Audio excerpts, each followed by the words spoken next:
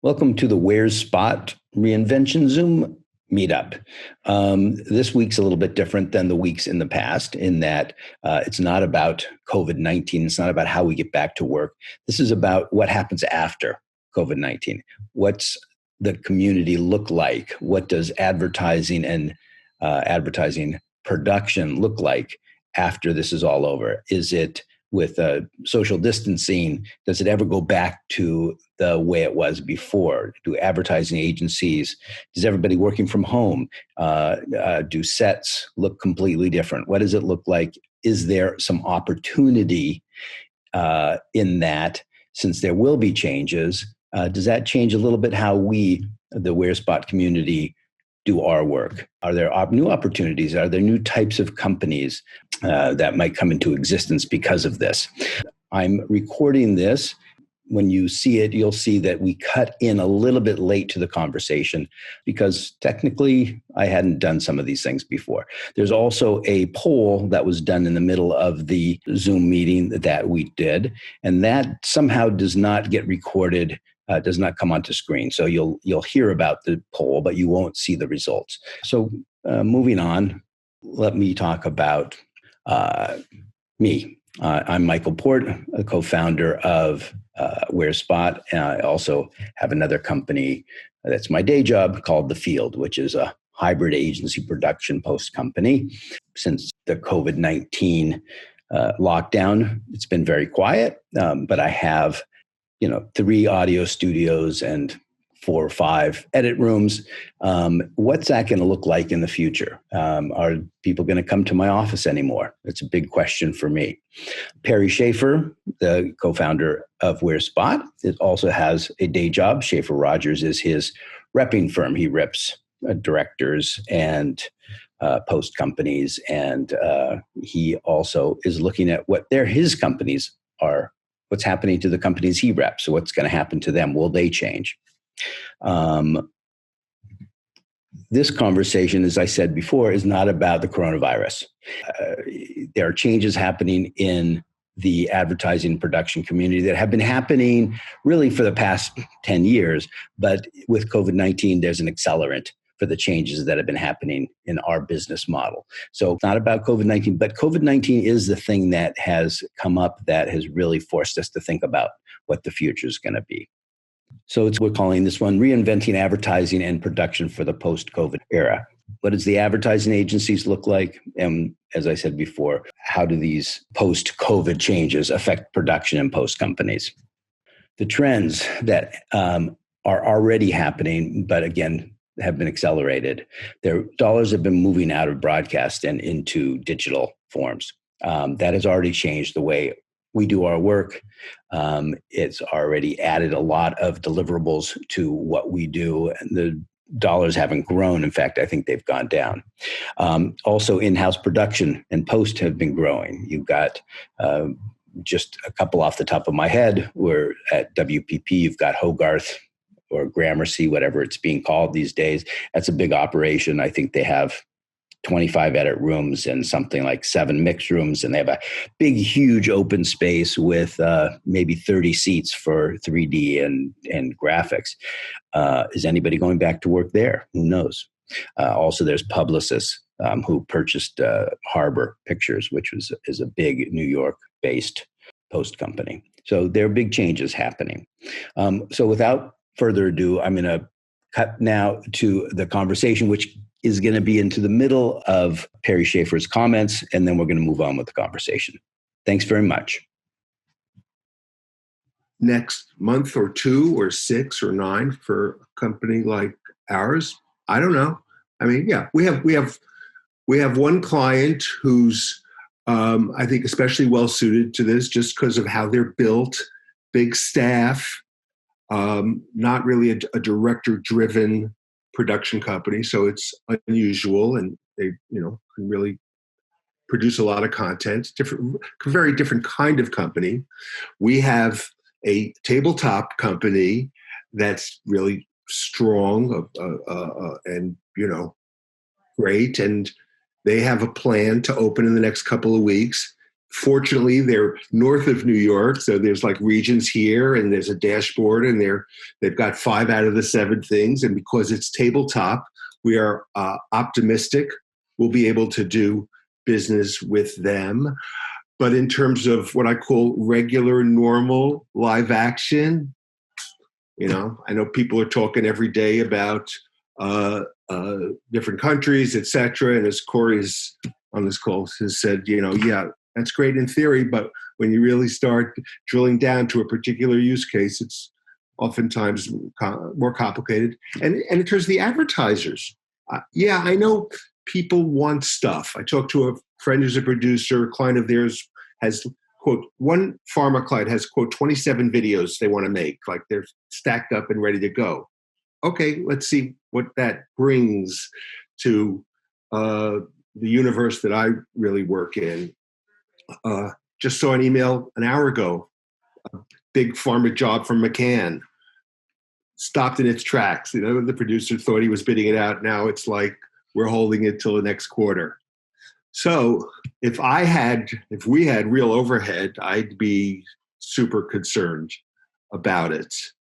Can I throw one really quickly, just a quick sort of story. Somebody I was talking to, there's a job going on right now. I won't mention names. They were filmed in London, or actually outside of London. Director was hired. They shot it at his house with his family as the actors.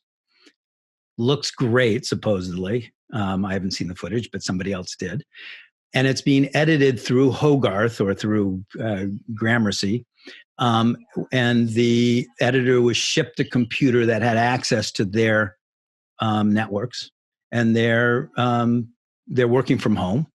Is that going to be something we're doing in the future? We're going to be, it's going to cost a lot less for the clients. And I think, by the way, the final thing I'll say is that the clients aren't going to up. I don't believe they're going to up their budgets. I think they're going to take them down because I'm reading, retail's down like 37% or whatever the number was. There's not a lot of money out there right now. So it's going to, all of this is changing this and creating this new thing. So I am going to open it. Here's how it's going to work. There is on your Zoom thing, and I don't know if people are on their phones, but if I know on the computer, there is a thing on the bottom right, at least on my computer, it's on the bottom right. And it says it's this thing called raise hand. And I believe that actually puts you up to the top of my list if you raise your hand. If that works for you, great. If it doesn't work, do this. But we have more people than I can see at one time. So I may not see that, or Perry. We'll both be looking for these things. But if anybody has anything to add, please do, and tell us your vision of what the opportunities are and how you might be thinking about changing your business. One other way to maybe get recognized, I think if you click on participants and that. It's in the participants. Right there, that would give you an opportunity to raise your hand. So raise your hand or wave. And I think we're. Okay. Let's start with Ava since I can see her. Hearing stories from different perspectives about what you see in your crystal balls. And I'm going to unmute the people that we see. So Ava, go ahead. Hi, how are you? Very well. Hi. So I don't know how useful this would be to you guys, but I kind of changed my business model about 15 years ago, where you said you're sort of an agency and production company and post-production company. That's kind of what I am. So we basically downsized and streamlined and have particular clients that like that type of environment. What I see, but I have to downsize more now because my business is off like everybody else's. We do have a couple of accounts that are active, both on social media and also in TV right now, but they're tiny, minuscule. So what I see for myself, my lease expires August 31st. My landlord, an asshole. He has not given any kind of concession. He's been harassing. He's been horrible. And I am going to get out of the space that I'm in. I don't even want the overhead that I have, which isn't even that large, but it's too much. I mean, I see even if things return to normal, quote unquote, that people are going to still want to work from home as much as they can. So I don't need as much space as I even have now. So what my vision would be a lot of creative collectives. You say, oh, I have 3 edit rooms and 2 audio, and I have this and I have that.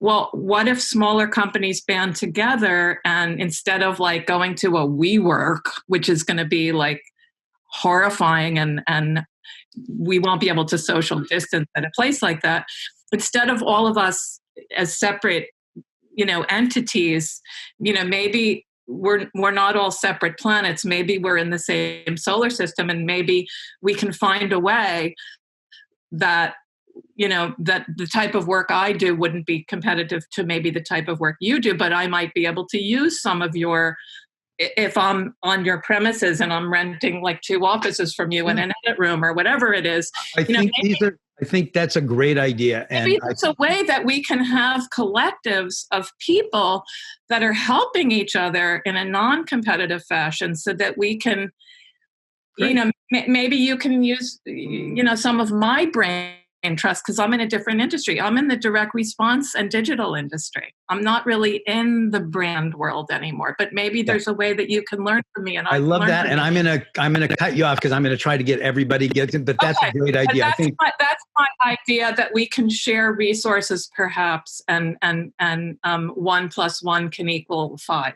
Great. Great. I think Kevin, we had a Kevin Strickwald. Sorry. Oh, no, Kevin. Sorry, Kevin. Yes, I was just giving a thumbs up to that. That's all. I wasn't a raised hand. It was a thumbs up to that comment of the collective. I really appreciated that. Okay. Luann then I think has her, she's figured out how to raise her hand on the thing. She's very Luann is very technically savvy here. I do a lot of Zoom meetings. Anyway, I own First Wave Production in like the last, I think Ava, I sort of reinvented how I did this business many years ago. And First Wave is like it's an office space, 2nd floor, and I carved it up into individual suites and have different creative companies in each suite. Like right now we happen to be closed, but I would call us a creative collective. We have very limited common space, but we have private places that we can go to protect ourselves from other places. So I do see that. Sorry, I have loud children. That's the best kind of children. I do see that. I saw that happening a long time ago. I also do like short-term production space, which has been slowly going down and down and down. Because like you said, people do as much of the job as they can do from home, and then they get together for big meetings. And frankly, I'm not going to take those big meetings because I don't want all those different germs in my spaces like for a long time. But so I have seen that. I think it's going to continue. I think everybody does everything remotely more and more and more and more. But I'm switching subjects now to what I see in terms of content, because First Wave is also a content company. I will sometimes be hired, like I was hired to do the U.S. portion of the Winchester film with Helen Mirren. So I did all of that production and Air New Zealand, things like that. But also I have been approached or I'm on a team and we're trying to take a creative entity and actually bring it to a brand directly. Now, this is not inventing the wheel. I know that. But it is sort of content that needs to be pushed out socially, not on television, not on Netflix. It is a brand direct to people. So I'm trying to figure out how to do that. And frankly, I've been sort of stuck in old models, and I'm having a lot of trouble figuring out how to budget it and how to also get to the brands. So I'm just putting it out there in case anybody wants to help me. That's it. Okay. I'm sure you'll get a lot of calls about that. Okay. Thanks. Okay. Anyone else? Perry, do you see anybody? I'm not sure I do. It's, and what I'll say is people might be scratching their heads thinking about whether they have anything to want to contribute. Drew does, but go ahead. who RSVP to this. And yeah, there's some people here who are at agencies or at a consultancy that are, that don't have the same issues. They have a very important perspective because, right, the agency is where it starts. Obviously, it starts with the client, and then it goes through the agency here. So, there are... And sometimes direct from the client. There's more client direct work than ever, for sure. But, I think the really hard and super interesting problem is, the owners here and the vendors, so to speak. Mm-hmm. Let's see, we have a question or a comment from Drew and then from Scott. Let's do it in that order. Jump in. So I actually know Luann and use her offices a handful of times, and it's great if anybody wants to come out on the West Coast. From my point of view, I think that one of I got in the Directors Guild in 1987 as an AD. I was with Jim Johnston and Bob Eggers and lots of names like that from the past. We used to go out on proper location scouts with directors. We used to hammer through whatever ideas needed to be done with a small agency in a little van and deal with it. So on the day, we didn't have a whole lot of roadblocks or hiccups as we shot. We have to start again working with clients and agencies in a collaborative way. There could be the greatest creative in the world, but if it says that we need to shoot 30 kids in a bus, nobody in this Zoom meeting is going to put 30 kids in a bus and shoot. So we have to be able to have the freedom to go around sales reps, go around agency producers, have the freedom to be able to tell those things to people and be able to get close to what those creative needs are if they're beyond the scope. So how do we do that, Drew? That's for this meeting is I want to be a top, 30,000. Sure. I think that one of the things that we as a group can start to really maybe be effective is the rules and regulations that are going to change for all of us as we move forward, at least on the production side. So San Francisco is opening up. They may, in fact, be opened up now. There's a lot of hoops that you have to jump through in order to shoot there. I'm in Los Angeles, but I look at it and say, okay, they've limited it to 10 people in their on location. And I can make 10 people, 50 people pretty quickly, right? The art department goes in from 5 to 7. We need help from the city municipalities to say the permits can read from 5 o'clock. Art department goes in, camera goes in for an hour, group and electric goes in for a couple hours. At no point do we really need more than 10 people in the house if that's what they're doing. So if we have that freedom in New York, in Detroit, in Chicago, Miami, LA, Portland, if they're all the same rules, we can do our jobs a little better. If we have to negotiate as board, sorry? Is there a way in this new environment, to change the model even a little bit further? That's what I'm wondering. Well, I think that the expectations, Michael, are really put on the agency and client. I mean, we can only do so much. If it's 30 kids in a bus and you want that, you may have to shoot it somewhere where they're going to allow 30 people on a bus. I think that the run and gun serves a purpose. Look, I've been around a while where, a certain lens we wanted to use all the time. We wanted to use high speed for certain things. Those are tools that are not going to be on the truck all the time. So if it's appropriate to shoot run and gun, great. Let's shoot run and gun. And if there's a way that we can make it work within our window in production, I think we need to communicate that. So, we've all done public service announcements. We've all done them for basically nothing. And, they win awards and they get traction and they have lots of eyeballs in whatever, the medium is that we want.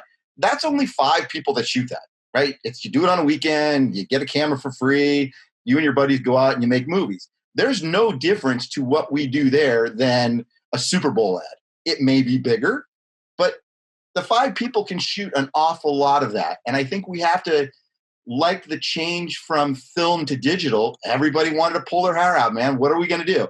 I don't want to go back to film, right? It's twice as long to set it all up and more light and more people. And so we've embraced that. We've embraced no smoking on a set. We've embraced putting a seatbelt on.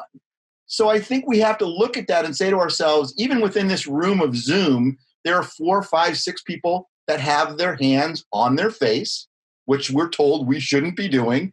We're not going to get past that. So what can we get past is we have to wear a mask. You have to wear a mask, and we have to wash your hands. The 5K isn't going to have germs on it because you're not going to touch that anyway. Do what your job is, right? Like, let's just not get stuck on the germ. Okay. It's pink eye, right? You're not going to rub your eye and rub the other person's eye. I'm gonna move on. Those are all great ideas and good thoughts. I want to hear from Sylvia. Okay, Sylvia. Hold on, let me unmute you. My bad. All right. I unmuted me. Thanks for putting this together, Perry and Michael. So what you were just saying really made me want to say something. I have a small company that we started about 5.5 years ago, which is creative development, production, posts, like a lot of other people. We had a job that was supposed to be shooting in Toronto for 2 days in a house at the end of March, which got postponed. And now we're looking at how we're going to change the creative so that we can actually be safer. So instead of shooting inside a house, we're looking at, one, can we shoot in the backyard, we have 4 TV spots and then like 15 6-second digital spots that we need to shoot with one celebrity. Thank God it's just one person. But how are we going to pivot to keep the crew safe and to get as much done within 10 hours? Because from what I understand, the crew doesn't want to see longer than 10-hour days. So we're looking at it in a couple of different ways. What if the house or any house doesn't want a crew inside? What if the neighborhood doesn't want to sign permits for a film crew to be on their street? How do we pivot to either a exterior location that's completely owned by one person, that we could rewrite the creative that's COVID safe? And so that's what we're looking at for this project. And thank God the client ultimately has to approve it. The project we're working on is all how do you actually work with creative team to help them develop creative that maybe everything be shot from drones? Can everything be shot as staggered crew, like you were just saying? One team goes in, the next team goes in, the next team goes in. So I think that it's actually looking at it from the inception of the creative perspective. Or if I can paraphrase what you're basically saying is that the change that you are looking to make in your own production company is to help creatively. So add some ability to rewrite or to help write, or maybe be a much more, in a sense, again, moving towards what the agency does, saying, listen, I can help with that by adding services. I'm going to jump into the quick story that I'm reminded of, and I appreciate your comments, because what I'm hearing you say is that the more direct communication between the people who are making it and the people who are buying it, so to speak. So that's about the client and about the agency. And what I want to say is this. I heard a great story from one of our clients in the last week. It's an unusual company because they're strong at live and animation. A job came to them that wanted to be live, and they were able to turn it to animation. Now, let's say for the sake of conversation that this was a legitimate idea. In other words, not just them saying, oh, here's what we can do, but it was embraced. It was embraced by the client, and it's all going forward. And it's I was just bidding a job done that wasn't a multi-million-dollar job. This was under $200,000. It was bid since February. And I suggested to the client, which was a small ad agency, that they consider doing the animation because it's perfect for animation. It was a family of 4. It was very sweet. There was no dialogue. And he said, great idea. Will you give me a bid? And of course I did. And then I found out that he was bidding 4 other companies, and we didn't even get the job. Okay. So they went from live action to animation, which was brilliant. And then so many projects are set up that could actually pivot to animation. Right. Definitely. Right. But I think the larger issue is you have so many voices now, right? From the agency side.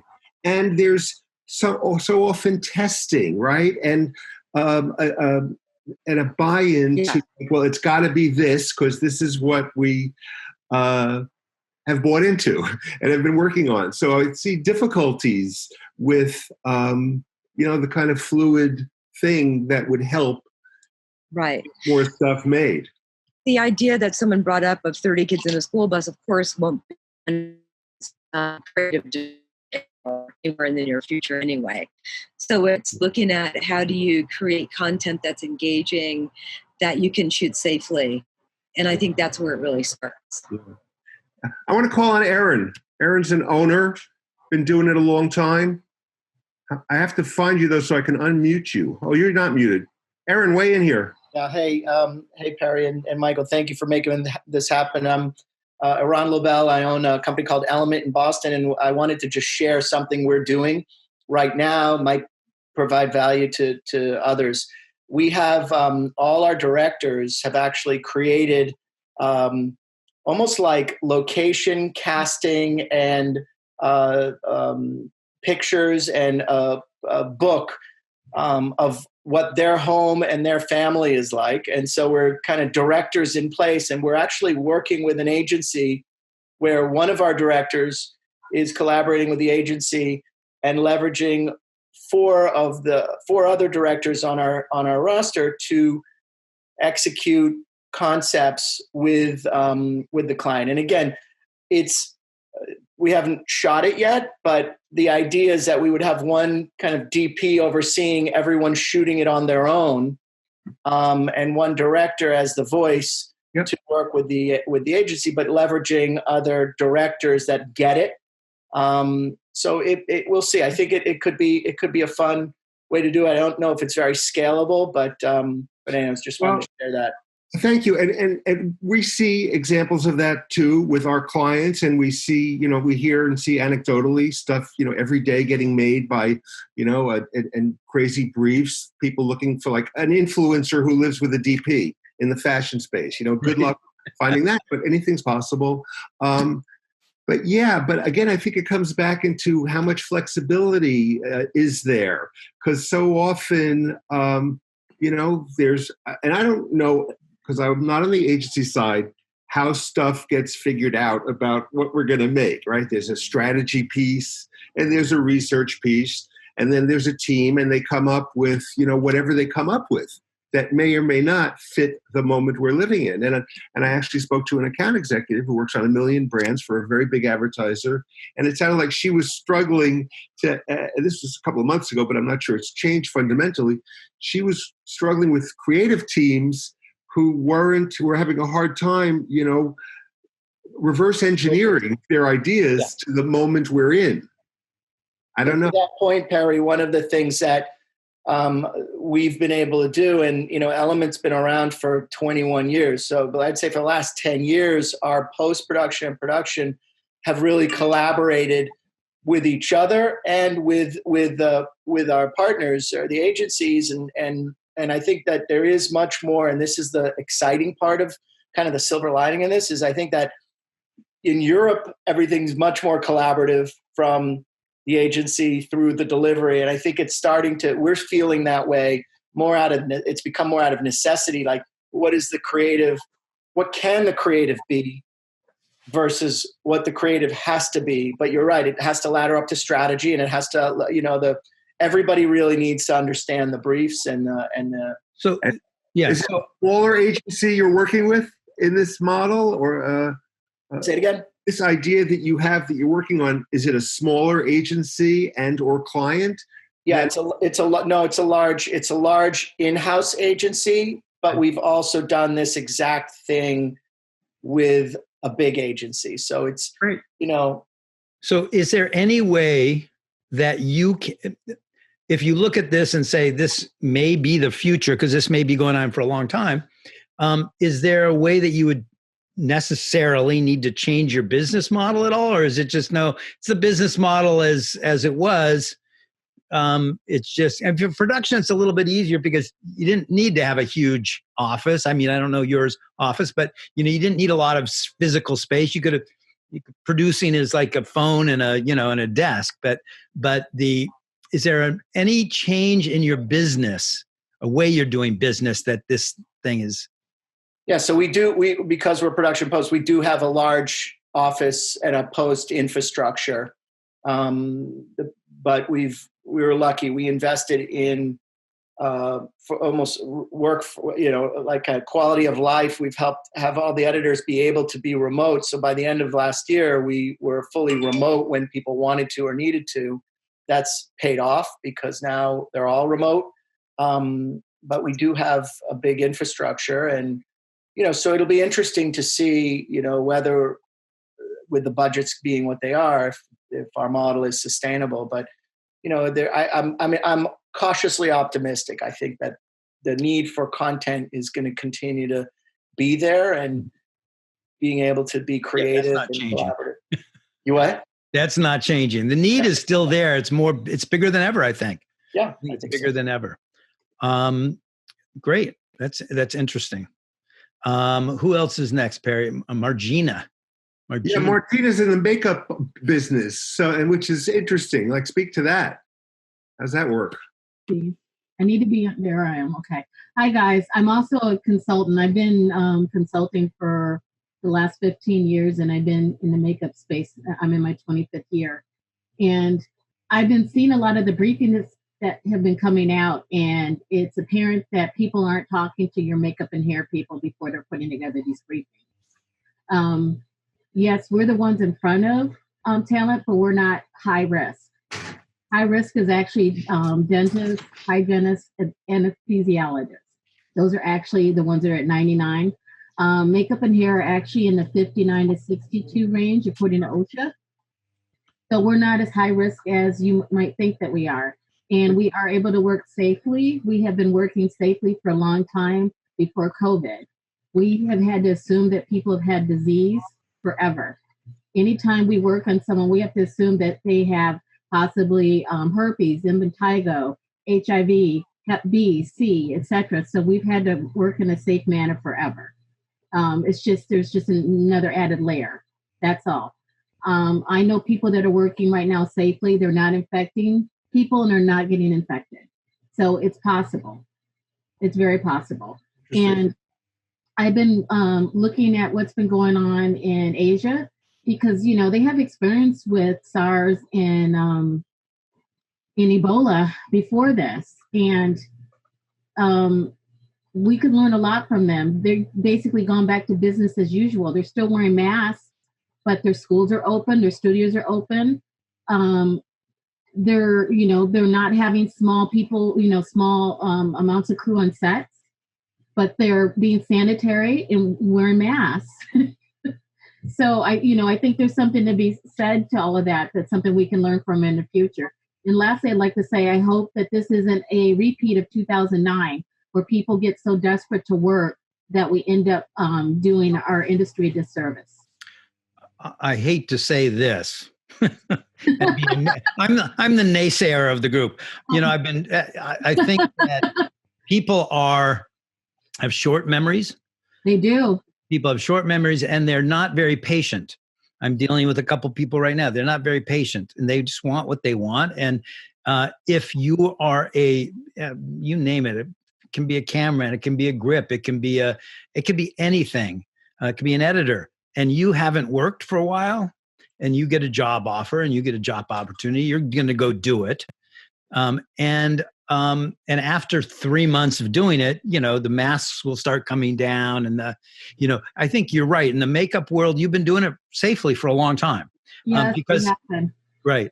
I think it's, because you've seen it. You've had friends who have caught, red eye or whatever it was from one of the actors that you were working with. And this is almost every makeup person I know. It's some story about that. Michael, it's not just that. A lot of people don't realize how much our kit is worth.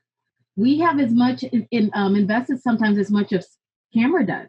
Wow. The difference is that our stuff goes bad.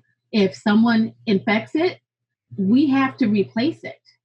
So there's a lot more financial responsibility there. It's equivalent to someone dropping your camera and breaking it. So if you are changing your business model, it's maybe you really have to have more kit, actually, right? Exactly. Well, our PPE is actually increasing because we have to change it after every person that's in our chair. We have to sanitize and disinfect between every person. And we have to have time to do that. I've seen some crazy things about makeup artist sitting 6 feet away and directing talent. Not going to happen. That's insane for numerous reasons. It's going to take a lot more time to actually instruct somebody to do the job, but that's not even the bigger thing. If you have a really good makeup artist, hairstylist, or even a wardrobe stylist on your team that looks at the creative and is brought into that, we have to know so much more than just about putting makeup on. We have to understand lighting. We have to understand what's happening with post-production. We have to understand the environment that the shot's happening in. For example, there was a job that I was on. It was Talking Heads. And I was doing makeup in a room that was lit with natural light. I was in front of a huge window. And they were doing interviews in a warehouse with tremendously horrible fluorescent lighting that was overhead, grayish green walls, and then they were gelling the light yellow. So what do you think that does to skin? That's what I mean. We have to know this stuff. So I went and I looked at the environment that it was being shot in, and I was like, okay, I need a couple of seconds to make some adjustments, or else that person would have looked like Jeff warned over on camera. Right. And they would have blamed me. Well, so that's what I mean. We have to know more than just the application. We have to understand a lot of other things. And if you watch a lot of these streaming shows, you notice everybody's really yellow. They look That's the colorists in post-production. And nobody had a conversation with makeup because they thought it would be really cool to make everything warm. We could have fixed that so that people have real skin tones if the conversation had happened. Interesting. Okay, cool. What, Perry? Can I go, or I was going to just ask if anybody's if there's a post-specific group, but while somebody if they're in post wants to raise their hand, go ahead, Perry. I want to call on. Can I put you on the spot, Jason? Is that you, Jason from Spears? You're have a big important company. What's your view of things right now? Thank you all for having me here, part of the group. Appreciate it, Perry, Michael. Thank you, guys. Yeah, my name's Jason Wolk. I own and manage Spears and Arrows, and I'm an owner-operator, DGA member, former line producer, 20 years, developed other companies, run other companies. And so I operate kind of to the beat of my own drum and make choices based on logic and intuition. And my business model changed quite some time ago. I had a lot of space in Hollywood for Spears and Arrows and moved to Santa Monica. I coexist with Cutters Editorial and Flavor Visual Effects in Santa Monica. We share a big building. We share resources. But even in that paradigm of having a smaller overhead, I think we're moving towards the need for overhead to be as minimal as possible. I think you outlined that in your PowerPoint, Michael. Boy, we've been super active during COVID-19. We've been shooting stuff in quarantine. I do lunch and learns with agencies, telling them about what's available now. We're bidding jobs. We've bid jobs where we've offered our directors as contributors, much like someone was talking about earlier on the Element job. We just did that for Amazon. Mm-hmm. We just added a director in Cape Town because I think the future of advertising for the next 6 to 9 months with health and wellness clients who do need to shoot now, they won't be shooting in the United States, and I certainly don't recommend it. I've got a client who canceled a job in Dallas. They're based in Dallas. They want to shoot in Dallas, and they're ready to shoot now. And I'm on Zoom meetings with the owners of this agency trying to talk to them about the social and ethical balance of when to shoot, what to shoot, where to shoot. And I'm really trying to treat everything as a conversation. I've never worked so hard in my life, making no money, having conversations about hypothetical solutions, much like you said, Perry. Mm-hmm. I know nothing. I know everything and I know nothing at the same time. But I think one of the most accurate opinions I heard here was continuing to speak to your agencies and hopefully the clients in order to figure out how to do their job the best way that we can without it being controlled by other priorities. So I think there's a major culture shift which has to happen on the agency and client side on all jobs moving forward. And that's going to allow the production company, the content studio, to be able to develop the material and do it in a successful way, but also one that respects health and safety. And so still there's a disconnect on that. We got a Walgreens board yesterday that wanted to shoot in 2 days in a Walgreens store. They were asking for talent that were already quarantined, yet they're not legally allowed to leave their home to go shoot in a store. So we see fractured director searches. And these trends of shooting in quarantine or user-generated footage or virtual directing in some cases is now something I'm contributing and being a part of overseas. I'm sitting in on other people's shoots in Video Village, and I'm hearing how the director is either virtually directing or how the client is reacting to being in a virtual video village, and the entire production process has changed. And it's not anything different for strong production companies who have good management. But everything about production is new.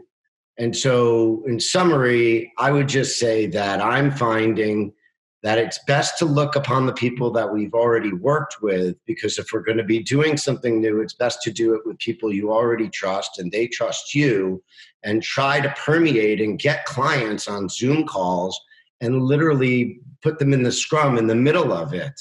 I said to a client yesterday that wanted me to shoot in Dallas on June 15th that, you know, you'll have to have a mask on for 8 hours and you'll have to be 6 feet apart from your other clients. And are you comfortable with that? And at that point she said, oh, we'll do a virtual shoot. So I still don't think it's all kicked in. The new normalcy hasn't been really defined yet. These are just my opinions. And no, it's great. And it's, you know, that's what this meeting's really about. It's about great, smart people like you saying, this is the things that I see. And how can we sort of look down the road 3 or 4 months when things are starting to come back and say, hey, I'm shifting my business a little. I'm changing the way that I do it so that I can stay in business, and B, that I'm ahead of the curve when it comes to new opportunities. And I think that's part of what I'm trying to be positive on the new opportunities. I think that there are opportunities for us to sort of see first what's going on and jump into it. I'm if anybody's again on the post side, I'd love to see that. But in the meantime, I tried something new this week. I actually did a poll and I forgot about that. Let me throw the poll up, see if this works for everybody. Are you drinking more? Yes. I've been drinking. Yes, right. Exactly. This is, you know, have you been awarded a job in the past 2 months? I'm just curious, you know, and it's, see what happens with these polls. Can't figure out how to vote. This is multiple choice. So if you have, you know, it might've been a production, a post, and a graphics job, or just one of the, you know, we'll give it about another half a minute and have everybody. I love technically savvy people. I've done some posts. I've had some family Zooms. They don't go so well. My girlfriend's mother did have no pants on during the Seder that we had, but she didn't know that she was going to be seen. At least she didn't go to the toilet. That's happened too. Yeah, no, not that. So that's good. Well, yeah, I'll give it 5 more seconds. Perry's still trying to figure out how to do the poll, right? No. I have no idea. But, you know, but I want to say, with due respect, Michael, you know, yeah, I could answer yes, and it'd be a true answer, one of our clients. But, you know, that's one of our clients who did a small job. Right. And so when you look at the whole universe that we're like looking Right. at and involved with. Right. Yeah. I guess if the job that I'm working on currently for lionfish culling in the Caribbean, which I'm being paid for $500, I don't know if that counts as a real job.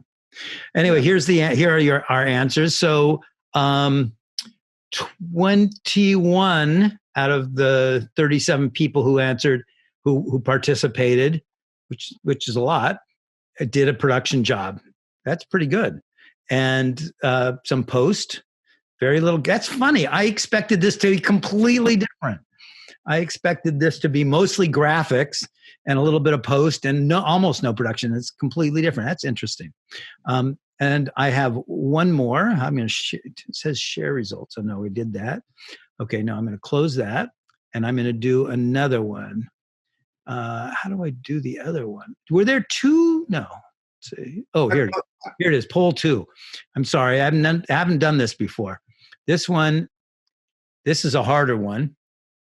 Will you be giving this is, by the way, it's all, and I think that nobody's names are being shown, but are you giving up your office space? I've been considering it. I'm in discussions with my landlord. Though he is being actually, as opposed to somebody who said they have a shitty landlord, my landlord actually has been great. And he's been, he may be cutting my rent in half. So that would be helpful. So, but I did consider it, and when it actually told him that I was going to leave unless he helped me out, and he is. We're in those discussions now. Can I jump ahead? You may jump ahead. I'm going to just. While you're doing this, I'm going to share this poll. Yeah, go ahead. I'm going to share it in a minute. Again, I want to put somebody else on the spot. Okay. Lisa Muller, are you here? You're an owner, deeply experienced Chicago owner, EP. How's it? What do you see happening? Are you even here? Did I have to unmute you? Well, while she's being unmuted, we the people, there's a couple that are. Catherine, 3 out of 11%. Hear what you're doing and what you're seeing. All right, Lisa, I just unmuted you. Or okay, did everybody see that poll? Yes. Sorry. Interesting, right? Okay, I'm gonna get better at polling, but in the meantime, okay, is she there? I don't know. Anybody got anything to say? Somebody's trying to talk. Hold on. I'm going to unmute people. I'm going to unmute everybody for a second.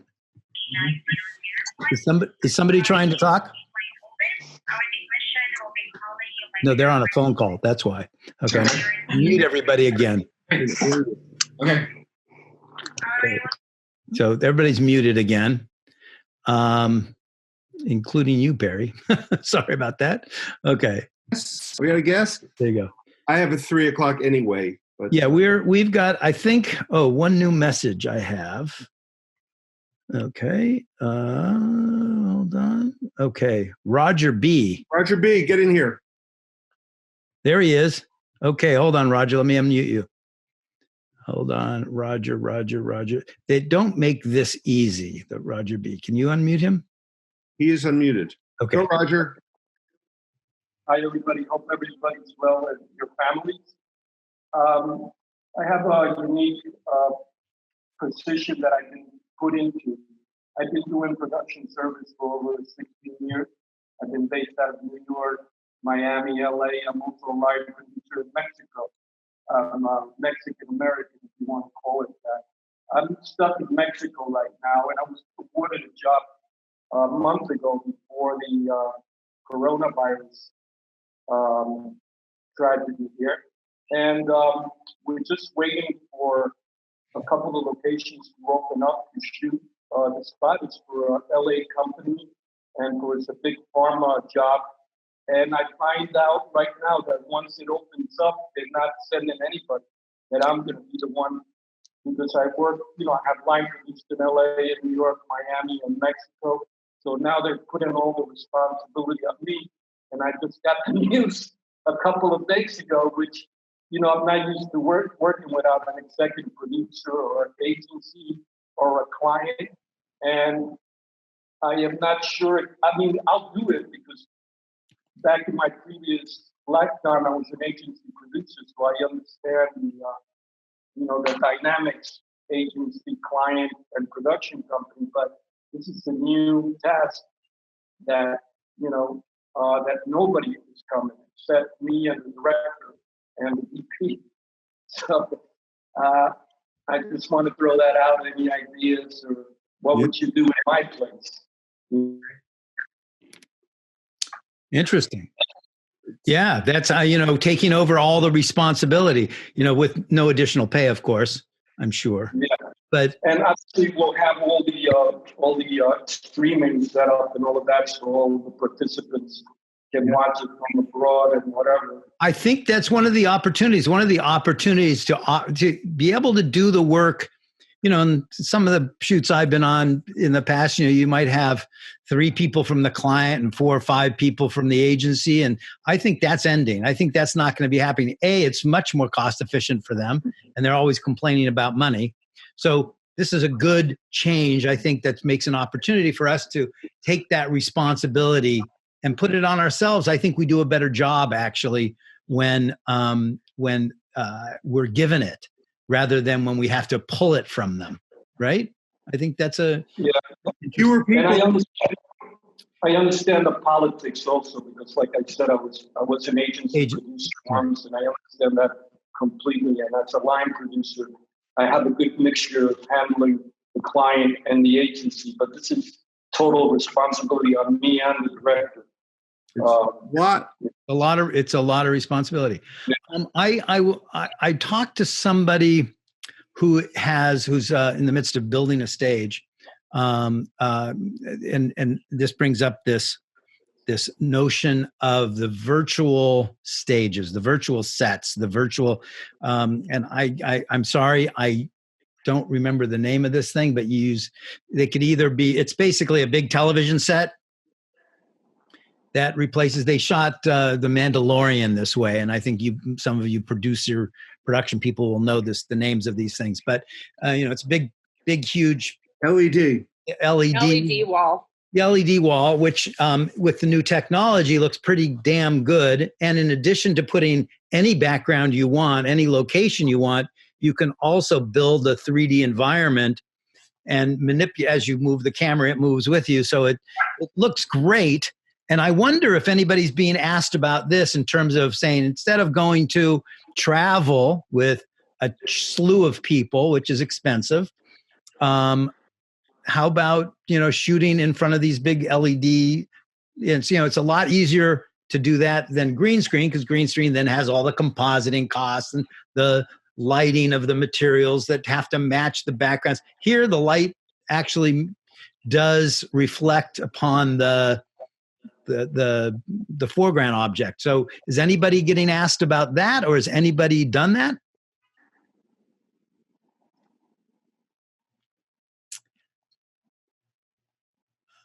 Hold on, I'm going to unmute everybody okay, anybody? So mute. Hey, Michael. Yes. If you want to send me whatever. Who said, hey, Michael? Okay. I did. Oh, okay. Scott, Great. Go ahead. I'm going to mute everybody again and then unmute you. Hold on. Okay, Scott, go ahead. Sorry. Oh, can you hear me? Yep. We're right in the middle of we do locations out of Philadelphia, and we're been hired to actually find a physical location that they're going to shoot in 3 dimensions, and then shoot the talent at a controlled studio, and then marry them together for a still photo for pharma. Interesting. It isn't quite the same thing, but we're finding a lot of challenges, and it's a different world in terms of acquiring the locations, that people are asking for. It takes a lot longer. It's a lot more expensive, and they're a lot less willing to be participants right now. We're also taking the OSHA COVID training courses and learning as much as we can in the event on bigger, more, larger spots. That locations is probably going to be one of the departments that's most effective, but also is going to be put in charge of safety for sets in the future. Yeah. Interesting. Have you looked at any of these stages that have this capability? for something like that? No, because stages are the place where we, in the past, we didn't ever go to because we're the other people. Right. Interesting. And this, is that going on? Are you scouting locations now? We're actually just beginning to start what we're calling e-scouting, which is essentially directing interested location owners to take their own photos and put them up to our private site. And then we say, you got to go back, or we teach them how to do panning. And it's really, it takes a lot longer, but it's also a lot safer than me just, hey, how you doing? And come back with the disease. Yeah, absolutely. Interesting. That's cool. Anybody else? We got another 2-3 minutes. Hi, guys. Hi. Hi. I just wanted to pipe in with where actors are right now with the changes that are going on from a casting standpoint. Virtual casting is obviously what we're doing now. We're all concerned about our space going down the road. But what we're finding is that the actors have stepped up their games immensely. Probably 70 to 80% of them right now all have home lighting kits, have their tripods, have the ability to shoot against the wall. The casting videos that we've been getting for the projects we've been doing recently have been 80% of what you'd see in a studio. Sometimes the quality is even better depending on the camera that they use. So I think from moving forward on productions, don't be bashful to look at the virtual casting aspect of it, because it's something that's going to fit the need right now. In your business model, then, do you is that cheaper for the client? Is it more expensive? It's actually a little bit more expensive. We're trying to wash the cost of a studio versus the added time it takes, because as opposed to a regular casting where you're viewing the talent as you're recording them, now you have to review every single video that you're getting and then go back to the talent, either virtually if you're doing it, or go back and say, can you cut it? Can you do it a little bit differently this time? But you also get an expanded more labor and time cost. Yeah, and you get but you might get an expanded universe of actors, because the ones that can't make your casting, they're working that day, so they can't come in or whatever. Oh, there's no question about that. The casting that we did about 2 weeks ago, over a 3-day period, there were a few thousand submissions that we had to go. Granted, it was a nationwide call, and it was all with agents, but we still had to look through all of those to see what was available. There are more people that would normally not be available because they're not working in TV, they're not working in film, that we were getting some named people that you wouldn't expect. All true. Okay, no, that's really interesting, actually, because that is a real shift for your business. Instead of grabbing, having 40 actors in a waiting room waiting to be called in one at a time into a place where everybody could get sick, you're as safe as possible. Yeah, right now that's exactly where it has to be. And should we get to the point where New York opens up and we are comfortable going back into our studio, and we have our own, so we know it's clean, we know it's safe, we have to check with the actors if they're going to be willing in, as opposed to the days where we'd have 60 or 70 people going through, it's going to be down to 20, 30. Yeah, and even that's a lot. Yeah. And your location selection will be equally reduced. Exactly. Right. Interesting. Okay. Well, I think, our time is up. I think this has been interesting. I hope it's been productive. It's been productive for me because personally, I'm asking all these questions today. And you guys are the smart people. And thank you for joining this. I'm sorry there were so many of us, because it makes it a little bit harder to really communicate back and forth. But again, if I have some of the messages that you guys sent while we were talking, and I'll look through those. It's hard to do it at the same time. And maybe I can post some of those. But if anybody has any thoughts that they want to add to that, you have my email. Send me an email, and I'll post a sort of a response or a update to some of the things we came up with. So thank you. Thanks, Michael and Barry. Thank you all. Let me unmute you so you can okay. Thank you, everyone. Thanks. Thank you. Bye. Thanks, everyone. Bye-bye. Thank you. Bye. Bye. Take care. Bye. See you. Bye, Michael. Bye, Perry. Or Perry's not here. Bye. Perry left. Perry had a phone call he had to take. Okay. Take care. Enjoyed it. He's working. Bye. Okay. Bye-bye. Thanks so much.